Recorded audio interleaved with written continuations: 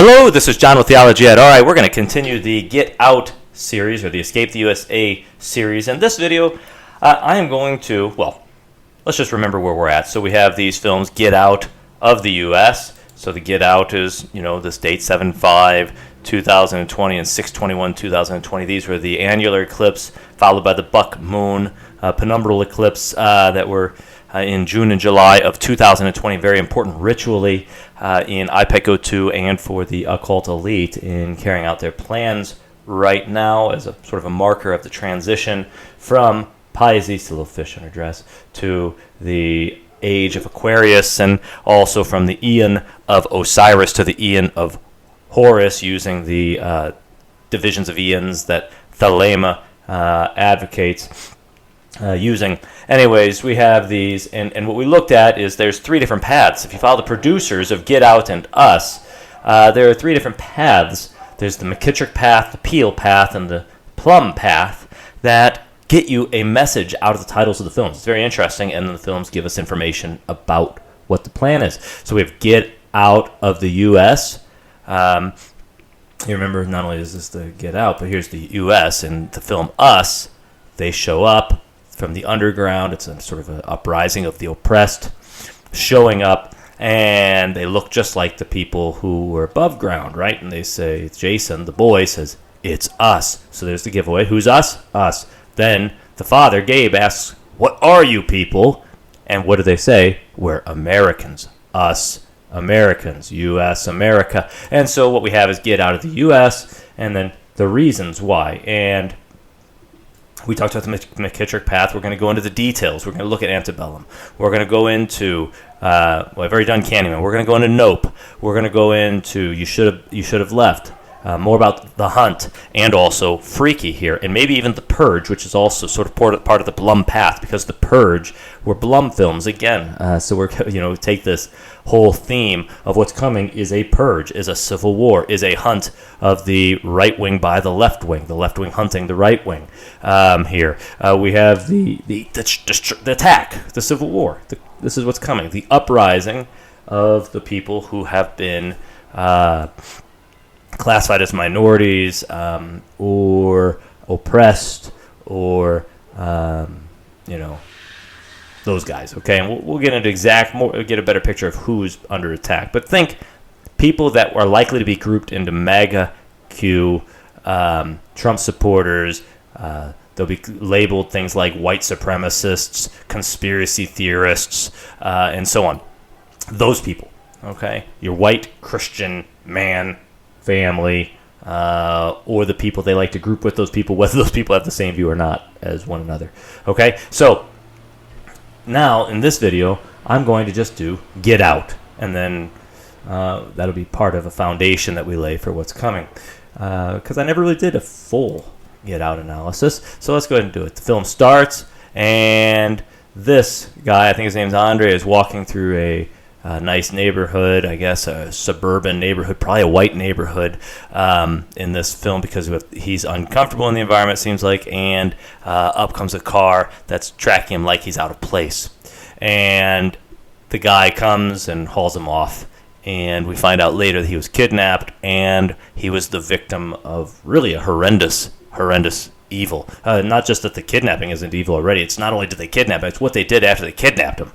All right. So, and that's how you get the opening of Get Out. And he'll come up later in the film.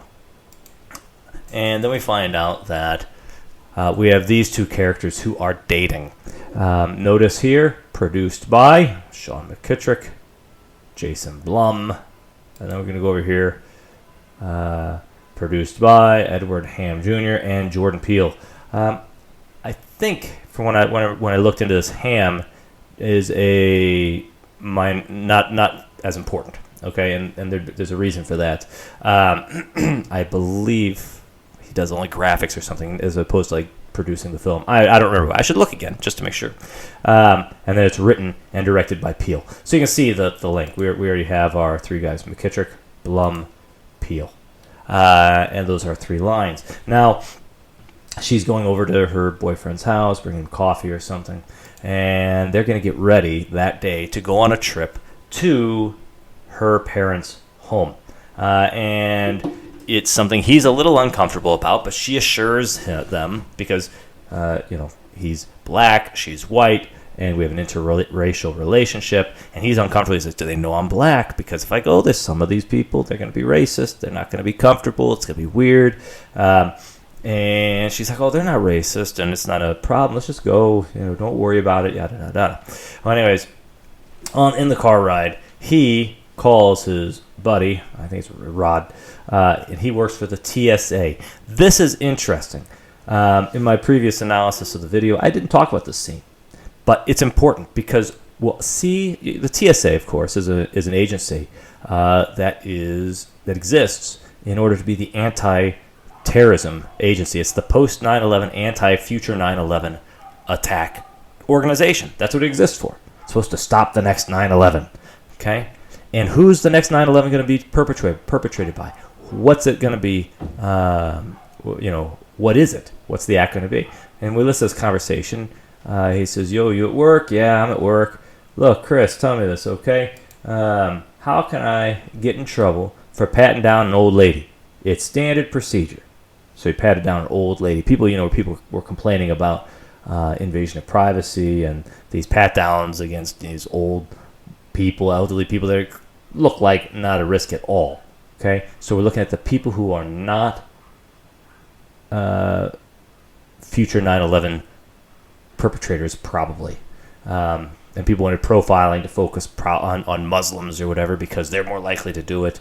They should be doing it to the government officials who are behind all this stuff. But anyways, it's standard procedure. And Gary just think because an elderly lady is elderly, she can't hijack no plane. And he says, see, wait. And he says, yeah, I know you're laughing. I'm serious, man. Listen, I'm serious, man. The next 9/11 is going to be on some geriatric person, okay? It's going to be some geriatric activity. In other words, they're going to blame it on the old white man, the old people that you thought were the low-risk people. That's the next 9/11, okay? And what's interesting is they're going over to this house, which is her parents, so that generation, older people, and the people that show up are those older people and the people older than them, their parents, because what'll happen is the people who go to buy him, they're going to try to buy him, okay? This is really like, she's straight kidnapping him, and he thinks she's on, his partner and loves him, and he loves her. Turns out that she's playing him the whole time just to get him to this party so that he can be bought and sold and his body used by some old white guy to live longer and extend life, to cheat death. Okay. Anyways, so what we're getting is an emphasis on it's not the next 9/11 is going to be blamed on people that you don't suspect to be the next 9/11 perpetrators. The very people everybody's saying, stop patting them down. They're not a threat. They're the ones that they're going to pin this on. Okay? And this ties into this whole idea that the next 9/11, the ones that are coming soon, they're going to go after basically the people they can label Trump MAGA supporters, the old white guy, basically. Okay, generally, and this is not strictly race. Okay, Jordan Peele often frames his films in terms of race. Okay, with a lot of racial elements to highlight some of that historical racism, and the racism is still there that sort of crept into modern society, maybe with a large part of the population not even recognizing it, okay, and that sort of thing. So he hits these themes, but that doesn't mean that what you're supposed to draw out of this from the film is, strictly speaking, that this is a race riot, race war, racial conflict. There will be racial elements related to,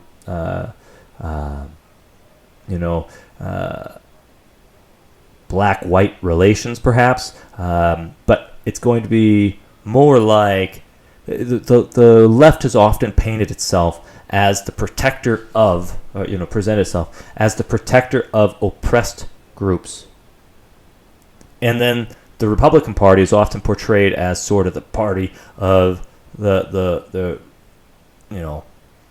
old-fashioned white guy. Okay, but of course there are black people that are Republicans. There are old white people that are Democrats, and so these lines get blurred in real life. But when telling a story like this, they present it this way in order to capture who is being targeted. Okay, now let's keep going. But this is the next 9/11 is going to be pinned on them, these people. Okay, and he hung up on him after the conversation went on a little longer. She was joking around, talking to Rod, purposely trying to make her boyfriend jealous in a sort of funny way. And he says, "I'm not jealous. I'm not jealous of Rod. It's Rod, this sort of thing." And right at that point, a deer runs across, gets hit, and the deer has its body. It's not dead. It's nearly dying over on the side of the road, and he goes and takes a look. Now the deer in this film are interesting. Okay, so right now he's over there looking at a deer that was hit and left for dead. And he looks sad, doesn't he? Later in the film, we find out that his mother died when he was a child in a hit and run, and he didn't go to help her. He didn't call the police or call anybody. He was hoping that by ignoring what's happening, that it would go away, because he's very young and emotionally, young people make dumb decisions. They don't think through things right. Anyways, now as an adult, he has a lot of guilt and shame over this. He feels like his mom died because of what he did, and his unwillingness to make that phone call, inability to make that phone call.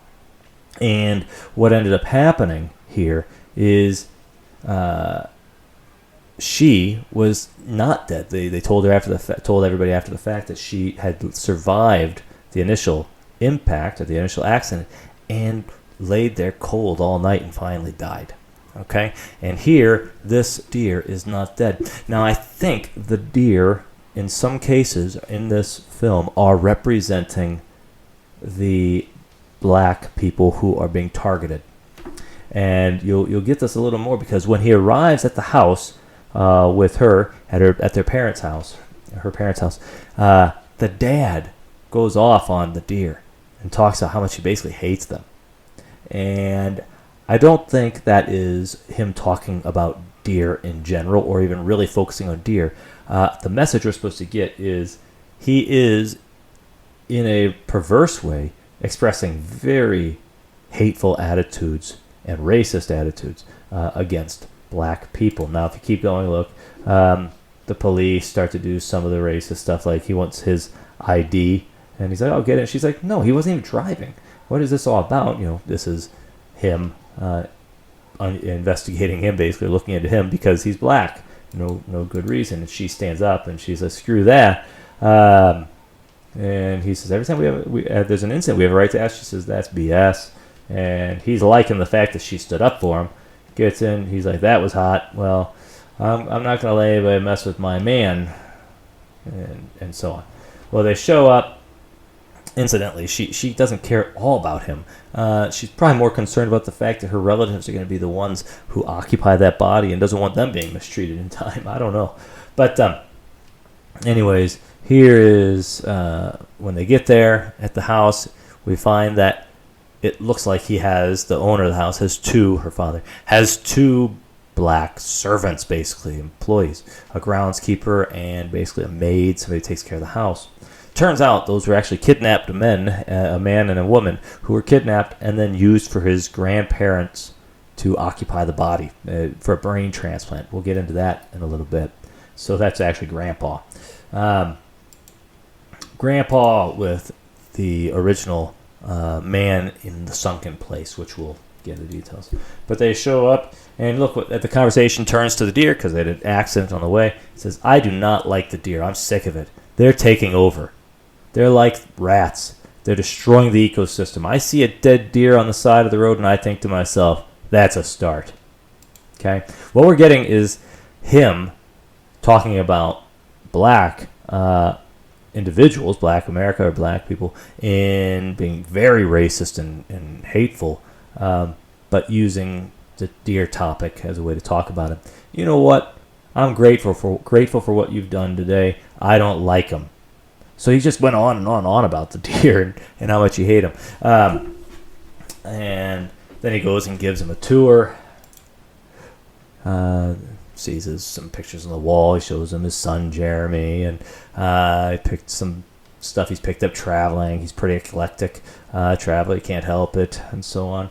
I keep bringing souvenirs back. It's such a privilege to be able to experience another person's culture. Bringing souvenirs back, and as he says that, look where he's entering. He's passing these two deer.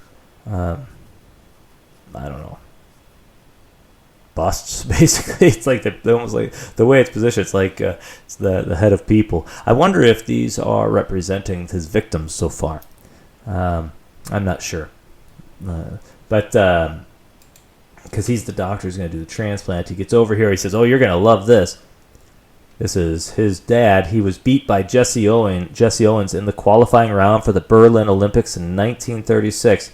Those are the ones where Owens won in front of Hitler. I mean, Hitler's up there with all these perfect with all his Aryan race bull crap, and this black dude comes along, proves him wrong in front of the entire world. Tough break for your dad, though, he said. And listen to this. He almost got over it. It's a weird comment, right? He almost got over it. Like his whole life, he couldn't get over it. So he also is very what? Seems like he's holding on to the racist nonsense that even Hitler held on to. So you're starting to get these little hints of racism throughout this, and it's interesting too that the family here is very Democrat. He says in a little bit, he voted for Obama 2 times. He would have voted for him for a third term if he could have, and this sort of thing. Okay, so we're getting again a very interesting. It's the left doing this, and in many ways he talks like he's not racist. He tries to present himself, as a non-racist, but at the same time he's very racist, which is interesting. Okay, he says we can't go down to the basement. He looks at the door. He says we got some black mold down there. Actually, it's where they do some of their secret society stuff and the surgery to do the transplant on the of the individuals who are going to trade bodies, basically. One die and the other get the body. My mother loved her kitchen, so we had to keep a piece of her in here. Huh? Interesting. Keep a piece of her in here? That is her. Okay. But it's a piece of her, too, because it's just her brain in that body. He walks out, total privacy, looking at the grounds, and they look over and they see him. He says, he says, I know what you're thinking. It's uncomfortable. He says, I feel weird too. We hired Georgina and Walter to help care for my parents. When they died, I couldn't bear to let them go. Who? It sounds like he couldn't bear to let the employees go. But really, what he couldn't bear to do is let his parents go, and he was willing to kill the employees and perform this surgery that left them in horrible suffering so that his parents couldn't be let go because he wouldn't let them go. But boy, I hate the way it looks. Yeah, he says, I know what you mean. By the way, I would have voted for Obama for a third term if I could have. Best president in my lifetime, hands down. Okay. So it turns out he's a smoker. Mom's a psychiatrist. She can do hypnotism to get rid of it, but really she wants to do some hypnotism to gain control of him for the preparation for the surgery, because they're planning to have this surgery done this weekend, I guess. And he's trying to quit. He says, no, you should take care of that body. Take care of yourself. There's the hypnotism conversation. We start to see that the surgery isn't perfect. While that's the mom, the grandma, it is also the prior woman, and every once in a while you get a little bit of her personality coming through and her suffering and agony, and they're like little glitches in her behavior where it's like she's the grandmother's not 100% in control at times. And what we'll find out later is there's certain things that can really mess everything up. for example, when a camera, when he takes a picture of Andre, the old man who had occupied the body of Andre loses control, and Andre goes nuts. He's scared. He's like, get out of here. And so it's like battling souls for the body, right? Battling minds. And her daughter says, why don't you just go lay down, just get some rest, get out of here. So they go up afterwards, and you can see, I skipped a little bit here, didn't I? Doesn't matter. There was a conversation at the table. Jeremy showed up. Then they were up at the room at night, and like, what's his problem, Jeremy? At the dinner table was weird. The whole family was weird during the day, and she is talking to him, and you see the sign on the wall: Death, Cheetah versus Matter. Local 616. 616 is a number, one way of writing the number of the beast. Mark of the beast being the number of the beast being 666, but some old texts, manuscripts had it as 616, and if you read some of the old scholarship on it, some people think 616 is the real mark of the beast, but most don't. And so this is probably a reference to 666. And if it's written Death Cheetah, it's a death cheater, right? Death Cheetah versus Matter. Who's going to fight against the body dying? You're a death cheater. You want to keep surviving, and so you get sort of a dead body and a brain, and it's like the sign is designed to show you what's going to be happening. It's all these old people are trying to cheat death by taking the body of young, healthy, strong, attractive, young black people. Okay, that's the idea. While he's trying to get to sleep, he can't. He's thinking about the deer that they hit out in the woods. And he can't get rest. He turns his lion away. He feels like a predator is watching him, just like as though he is the deer or his mom was the deer, right? So we're getting more connections there. He goes out to smoke, and the grandpa, who is in this man's body, is out running at night, because remember, he was the guy that ran and tried to beat Owens. He probably picked the body because the guy was a fast runner. They were all trying to select bodies. One guy later in the film is a golfer, former professional golfer, an old man now, and he asks his character, he says, "Are you good at golf? Let's see your swing." Almost like getting him to show that he's an ideal body to occupy. Okay, so she goes back inside. She's like, hey, it's how smoking's really terrible for you. Sit down. And she she's going to talk to him, convince him just to chat. And she jokes around, everything's sleepy. And she uses this tea, spoon and teacup, to get him into a state of heightened suggestibility. And hypnotizes him, and we get the emphasis on this cop. What is he going to do? Then the conversation's about this hypnotism. Okay, we'll go through it. To guide someone into a state of heightened suggestibility. Where were you when she died? I don't want to think about that. He was home watching TV. See, repeatedly in this film, hypnotism is associated with watching TVs, being in a state looking at a TV, and so on. Even when he goes to the sunken place, when he's looking at her, it's like he's looking at her through a TV screen. Do you hear the TV? What do you hear? Rain. Rain. It was raining. Do you hear the rain? Mm-hmm. You hear it? Find it. Find the rain. He's being very uncomfortable. See. And tell me when you found it. He's looking at. As a kid, he was watching a TV when he didn't make that call to save his mom. Come here, Chris. Look at me. He says, I found it. See, he's hypnotized at this point.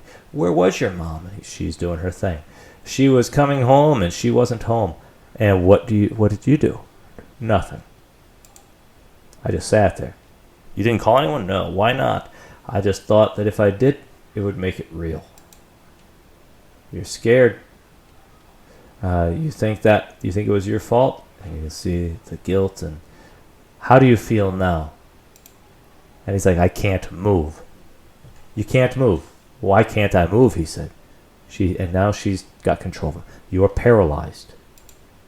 Just like the day when you did nothing. Now, and she says, sink into the floor. See how she's enjoying it? She doesn't have any care for this man whatsoever.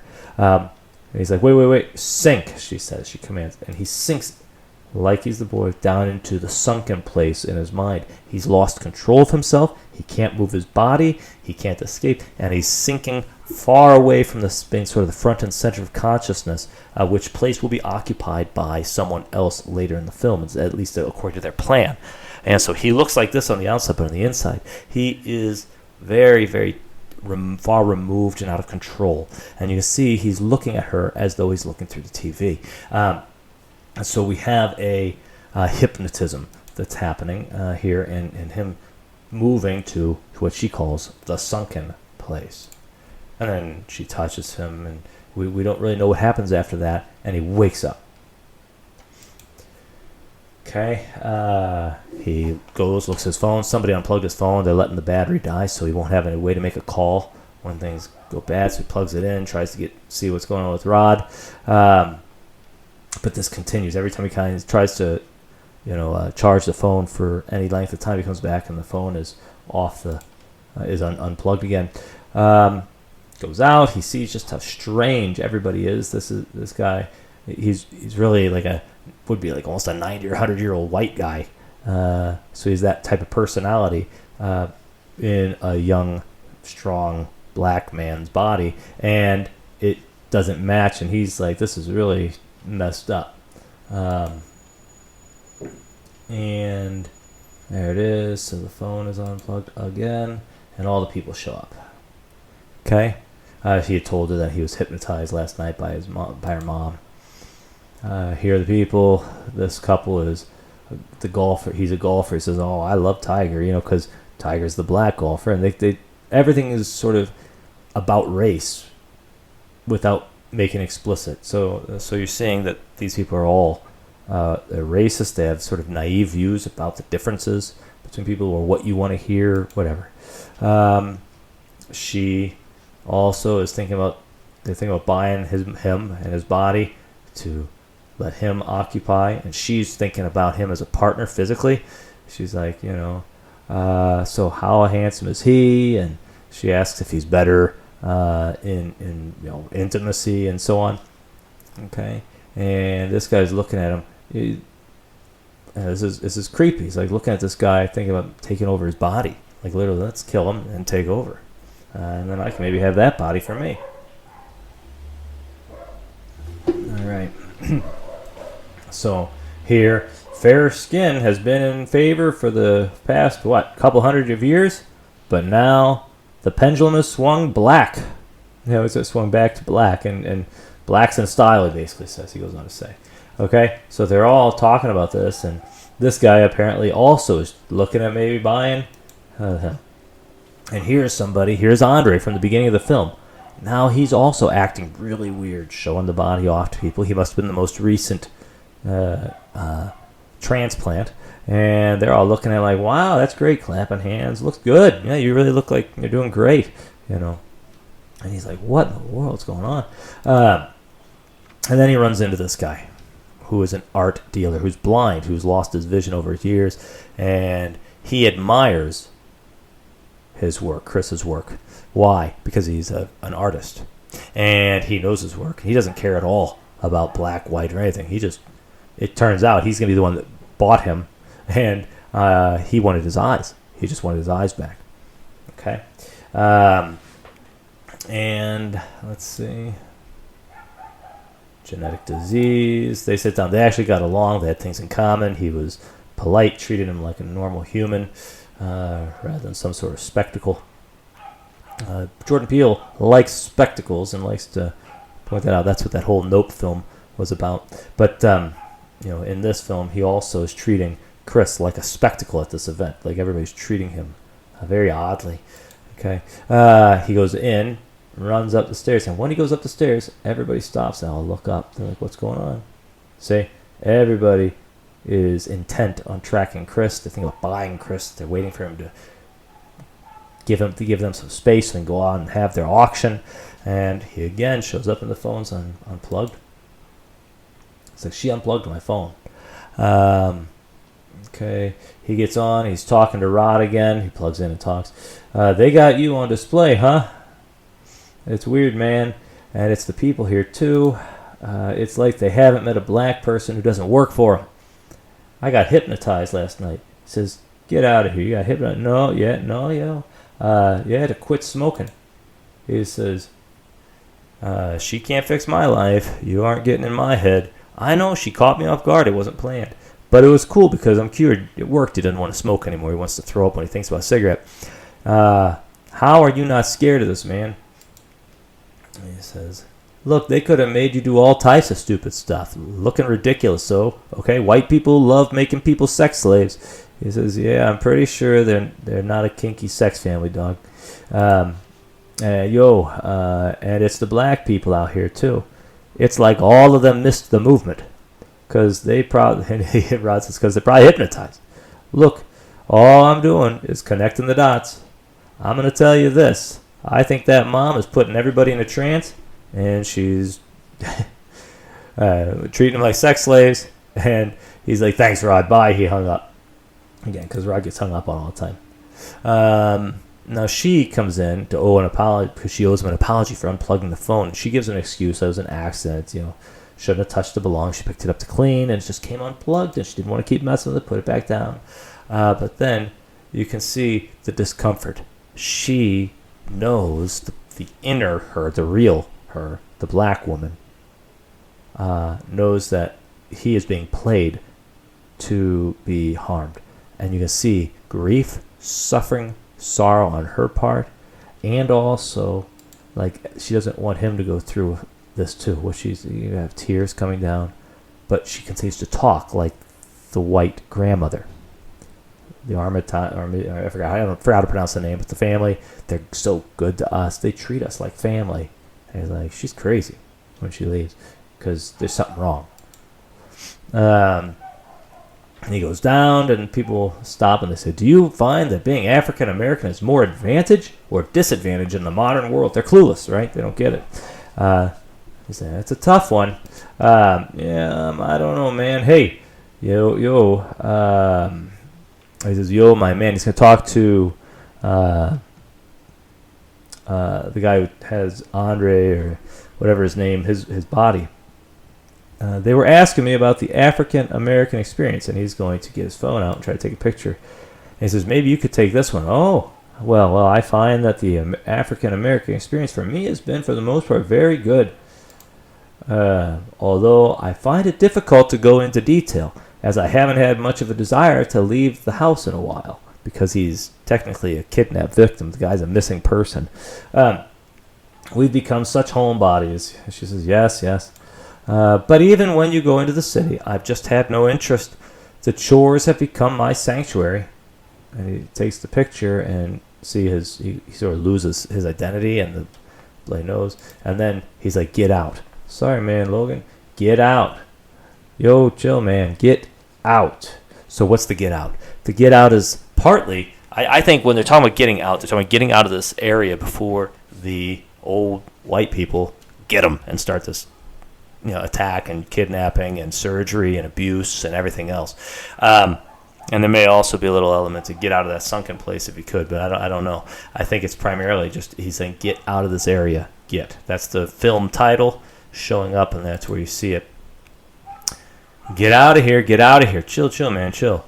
Get the F out of here. And they call it seizures caused by seizures related to anxiety, I guess, which can trigger aggression. But randomly attacking other people. She takes him in. She rehypnotizes him, moves the original center of consciousness back into the sunken place where it will be for the rest of that guy's life, supposing it doesn't come out every once in a while like this. Okay?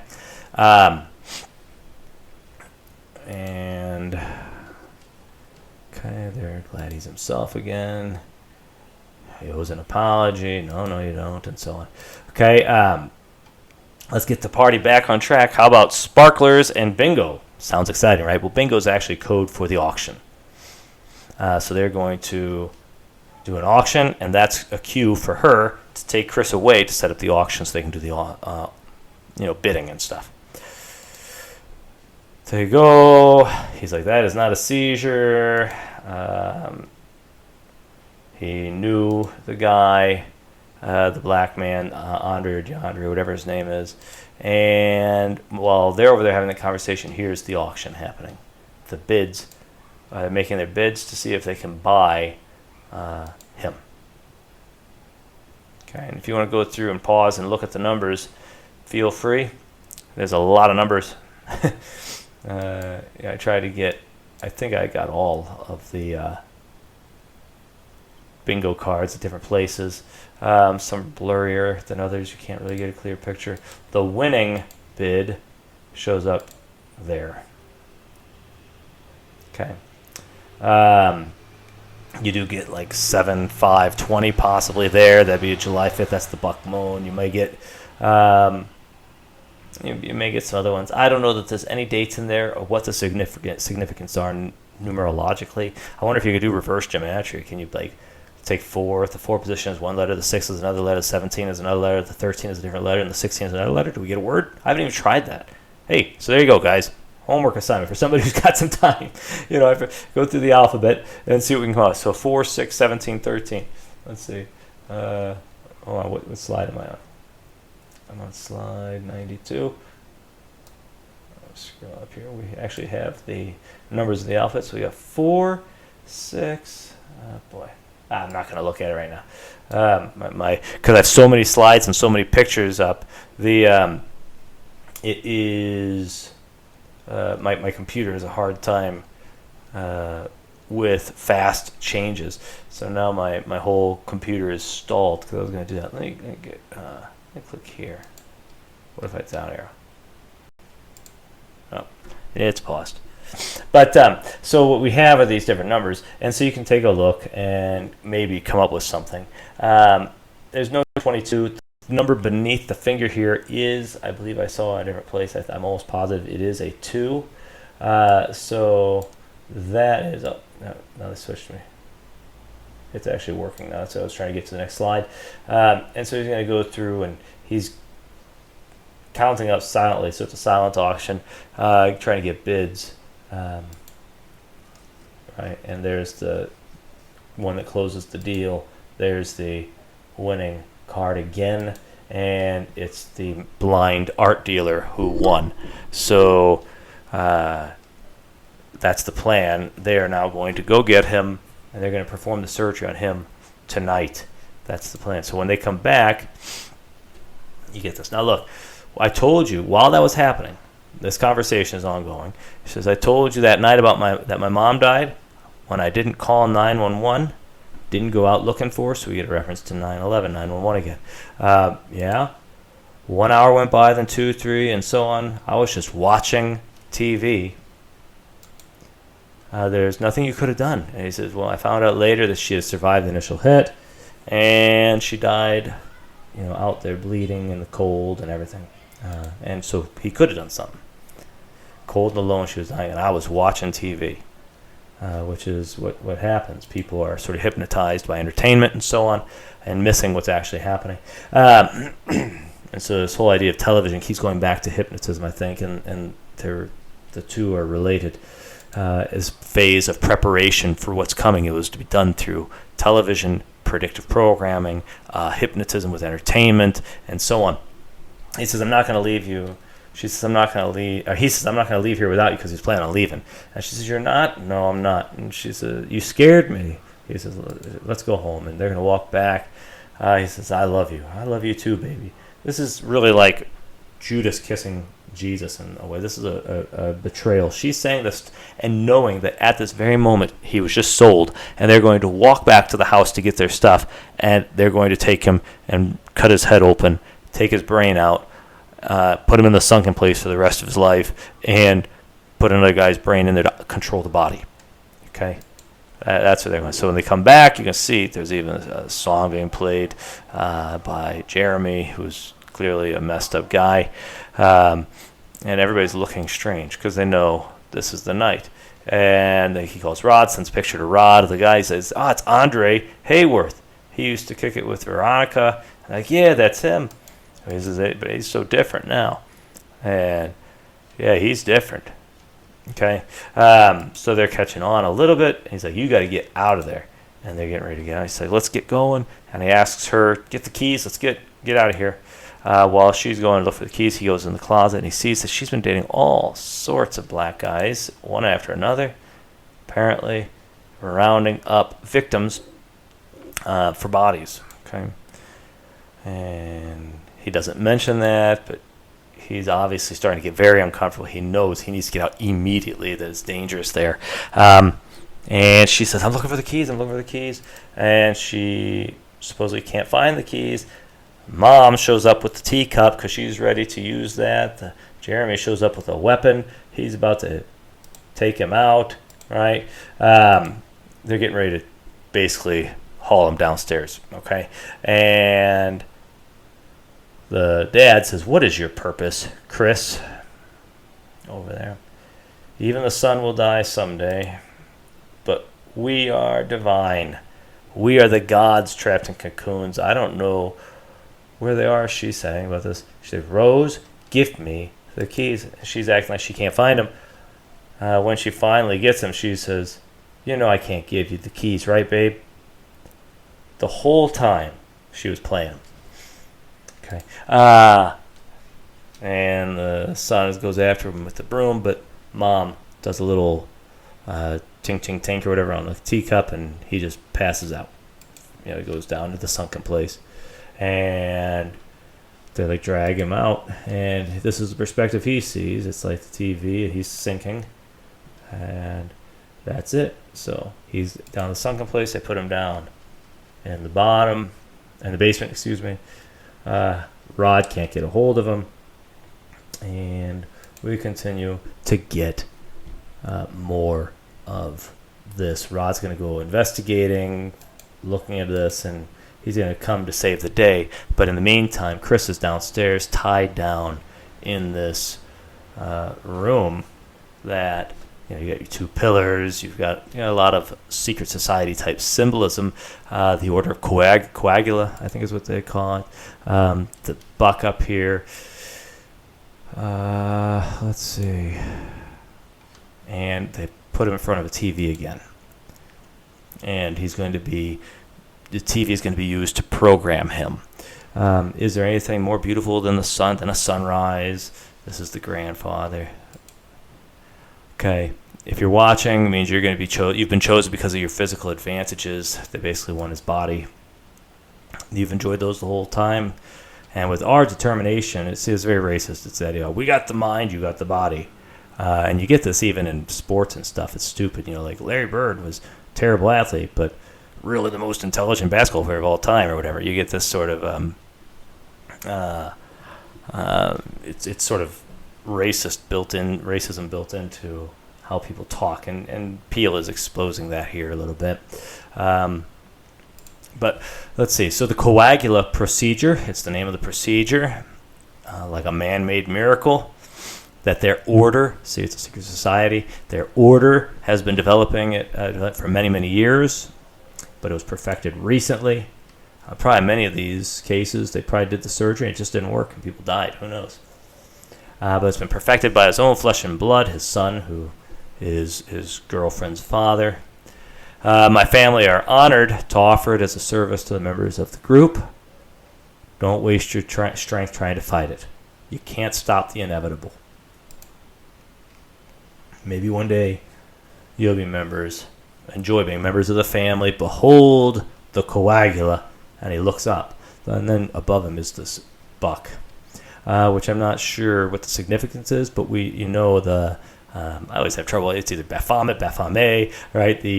That on his arm, left arm pointing down, says coagula. Okay, and so this could be sort of symbol of Satanism at this point, right? Here, coagula. Okay, let's see, and then so he looks up. And he looks back down, and he's hypnotized by the TV. There's your teacup, and it's going to make the little noise. and he's going to go back to the sunken place. Okay, so again, hypnotism and TV, programming, predictive programming TV, this phase is all about getting him to think a certain way and to get him under control through process of hypnotism. It's good to get away from the TV and not let that program you and make you think the way they want you to think. Okay, so he goes there. He's trying to report it to the police. The police don't take it seriously. They laugh him off. And he continues his investigation. Rod does. He's going to try to find him. None of that makes sense. He calls her. It's pretty clear that she's doing something bad, but she's smart enough to avoid saying anything that gives it away totally. And we go back. Then we go to the TV being used again, this time for more preparation. He explains what the trick, what the whole procedure is going to be and what the process is. He says, you're one of the lucky ones. Jeremy's wrangling method, where he goes around and just grabs somebody, is much less pleasant than having a pretty girlfriend for a few months before you get brought in. But he says, I'm supposed to answer any outstanding questions or concerns you have so far.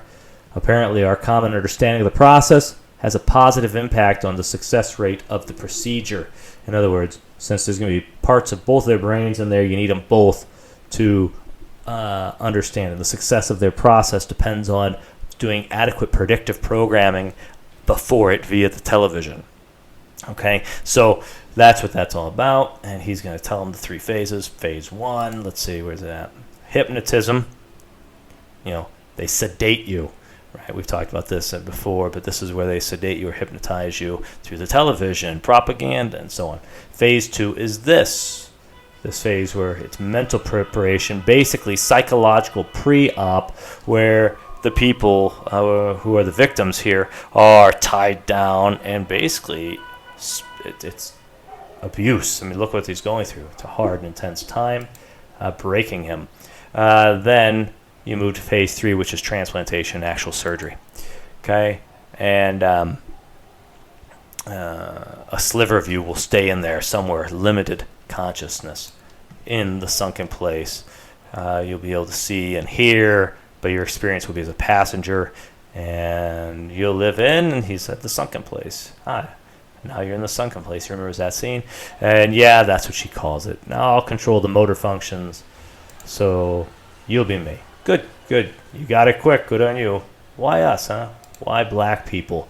Who knows? People want to change. Some people want to be stronger, faster, cooler.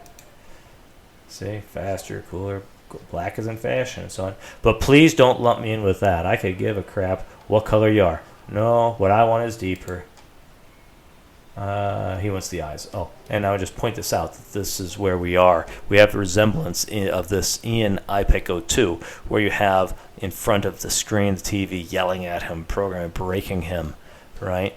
And you do get that in iPeco 2 as well. But anyways, I want your eye, man. I want those things you see through.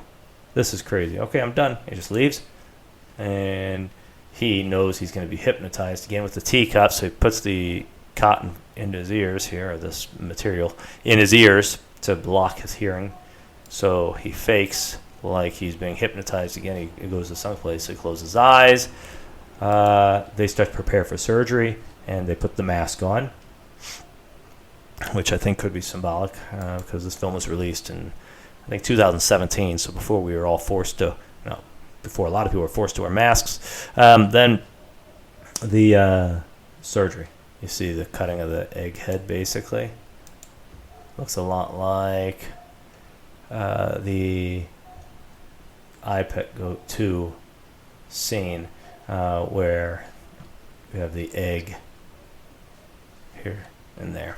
Okay, so they're going to do the operation, and when he's the straps are released or loosed, he fights back and he escapes. And long story short, he gets the buck, goes, kills the doctor, a fire starts, the house burns down, he ends up fighting several people on the way out, and he survives. Okay, so there's the good news. A lot of people die, including her, grandma, everybody. A lot of people die. She was already looking for the next victim. She was looking up NBA prospects, or college basketball prospects that on online to find her next target. Okay, he calls the police, but it's the TSA that comes and saves him at the end. It's Rod from the TSA. And that's how the film ends, with him winning. So that is all I have to say about that. What we have here in Get Out is a film that presents the target of these attacks, okay, or the people that are going to be targeted, I think. And this is how you get the Civil War. When you get the Civil War, this scene will show up soon. Eventually, it's going to be like a conflict of left and right. But what's going to be happening is they are going to pin this on the the people that would be considered MAGA people, Q people, the right wing, the Republicans, the white Christian male, these sorts of things. I think that's the way it's going to be presented. They're going to lump everybody they don't like into that group, and if somebody is on that side but isn't white, that doesn't matter. They don't care. They don't care if you're black or white, and either way.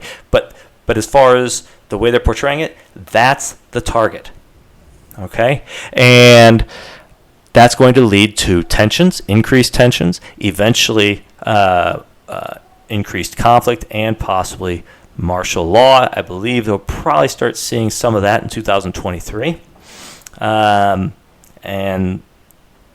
it'll get worse until the conflict gets out of hand. Now, all this predictive programming that I've talked about, when you start getting into these films over here, a lot of it seems to point to November 2022 and perhaps contested elections again, and the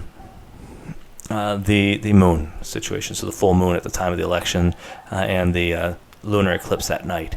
Okay, total eclipse the night of the election. So what you have here is get out of the U.S. They're getting ready to hunt the right wing, but that's going to lead to a fight. Okay, eventually you get a civil war. In each case, it's the people who were treated as in power are being attacked by the people who have been treated as oppressed. And so in antebellum, it is black people being kidnapped, made slaves, like there's modern slavery, much like the type you had in the 19th century and before, plantations and so on, and they rise up and escape. We'll go into that in detail again. Here, yes, you should have left. There's a hunt coming, the left wing against the right wing, and a white male is going to be running around, and freaky, who is actually soft like a teenage girl, but they're going to keep treating him like he's a serial killer and coming after him, right? So he's not the one who actually did it. It was the girl who was actually doing it, because the serial killer occupied the girl's body in a switch. Okay, so we're going to see, which almost has hints of possibly false flag attack.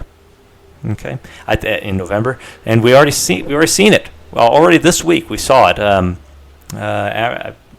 Just a matter of days after releasing part 1 of the Escape the USA series, we already had the Pelosi House incident, where they're going to say that this guy invaded the house and he's MAGA Q and right-wing nuts, lunatic, conspiracy theorist, whatever. Okay, read it. They're already doing it. This guy was everything they want to come after in the next year. And I suspect we might see more of that. But that's already right here in Scorpio, right? In IPECO 2 and Scorpio is when that begins. That's already here, starting. And so that may be the beginning. We're just going to see more and more and more of it. I also think you might see Trump get the indictment of Trump around or just after the election. So, you watch for that. Day 314, Pi Day, if you want to think of it, of the year is March 14th is what people call Pi Day. But the 314th day of the year is November 10th, right after the election. I would not be surprised if after the election, that's roughly the date of the indictment, November 10th, November 11th, around the same time. I wouldn't be surprised if we get the next variant of COVID. We're entering the winter, and once the people they want to win have won elections, then they can bring back all the controls again. Give people a sense of freedom up until the election, and once that's done, take it away. Okay, so watch what's coming and be ready. We're in a tough spot. There was also some announcement about the grain. I haven't even read about it yet. Ukraine, Russia, and the grain situation. We could be seeing more problems with food and food shortages, I'm guessing. I'm going to have to look into that. But anyways, there's a lot coming. Remember in Nope, which also points to November, in the Nope trailer, you had the 4 horsemen coming in November. And Nope, related to that eclipse. And they had the 4 horses going around, and if you watch the film, and I'm going to go into that, it does seem like the story is a lot about the horsemen coming. All right, so we'll talk about that when we get there. Anyways, like, subscribe, share, and take care. Blessings.